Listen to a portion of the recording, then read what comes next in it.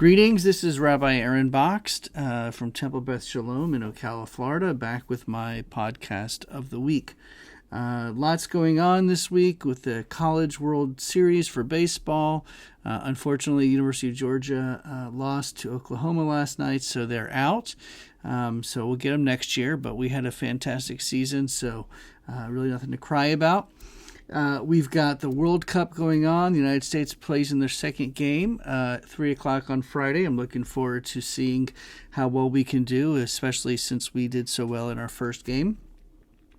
We got baseball, Major League Baseball going on as well. And if you're anything like me, you are anxiously, eagerly, excitedly awaiting college football, which comes back in just a couple of months now that we're here in the summer.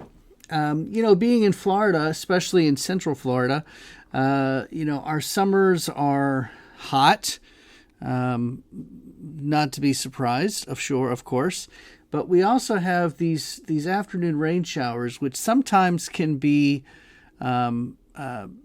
very full of lightning and thunder, or they can just be rain. And seeing as how Florida has been in a serious drought this year, anytime we get rain is certainly we appreciate, we love.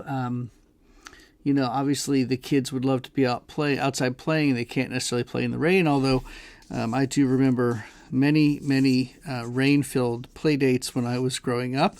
But of course, that was before we had the technology the kids have today. But anyway. So the summer is hot and humid and rainy. But we got lots to happen this summer with the kids going off to camp and having a couple of weeks with no kids in our home. So we'll have some alone time with some time to travel a little bit here in Florida. Just have some quiet nights at home. But also, going to go back to camp for a couple of weeks like I always do every year. Serve on faculty at URJ Camp Coleman, so obviously I'm really excited about that. This week, tomorrow actually, is June 19th. It is Juneteenth. It was this day, tomorrow in 1865, in which General Order Number 3 was finally made it down to Galveston, Texas.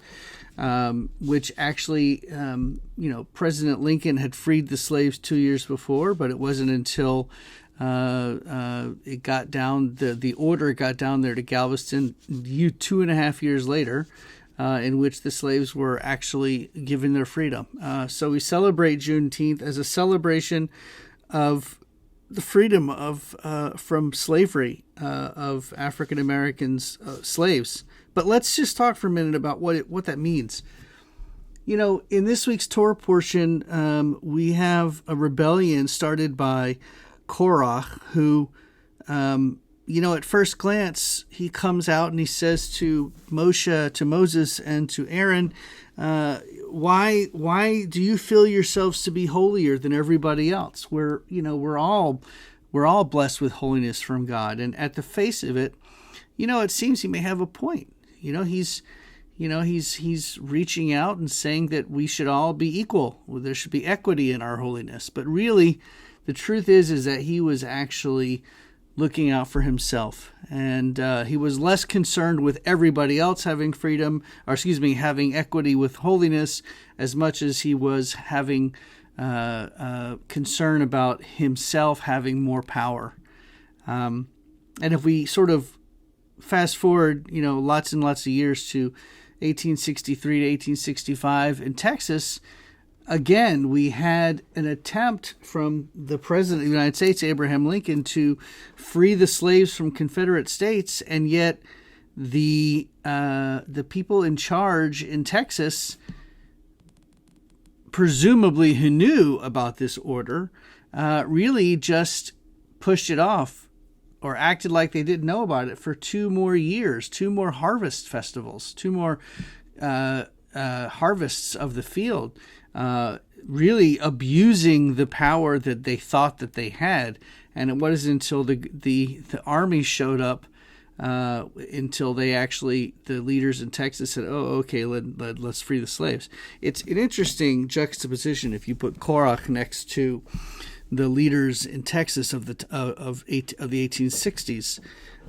Both Korach and those leaders were seeking out some sort of authority that they really didn't have, but they thought that they deserved. And so while we celebrate the freedom of the slaves, or the Americans, Black Americans who were enslaved, being freed of slavery, we also have to realize that it's sort of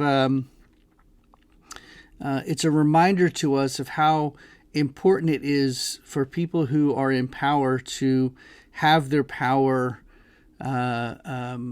managed, monitored, if you will. If you give power to the wrong people, they can use it in a very, very negative way, much like Korach in the Bible, much like the leaders in Texas in the 1860s.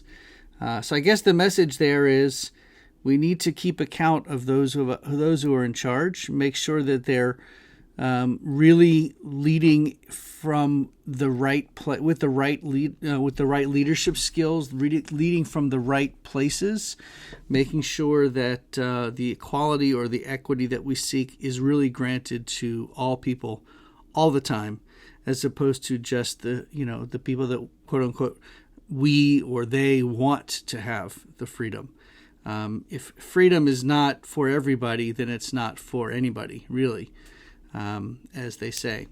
So that's my feelings this week in a nutshell. I will be at a conference next week, an educational conference, so we can bring back some really great ideas for the religious school here for next year at Temple Beth Shalom. So there will not be a podcast next week because I'll be playing catch-up Wednesday, Thursday, and Friday next week. So I wish you an early Shabbat Shalom, and I'll be back next time.